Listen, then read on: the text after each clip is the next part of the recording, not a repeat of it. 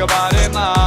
အေးအေးဆေးဆေးပဲနေဝင်လာခဲ့ပါပါလေးကွီရဲ့အသေးနှလုံးကိုလေသာပိုင်စိတ်ထားမင်းကလေးတွေ့တိုင်းရင်ကုန်တတ်တာကိုကမရိုင်လဲပါတက်ကငယ်ရှက်ရတဲ့ကြီးဝေပြီးရဲ့ကြောင့်နဲ့ပန်းလာရဲ့စက်တာပဲ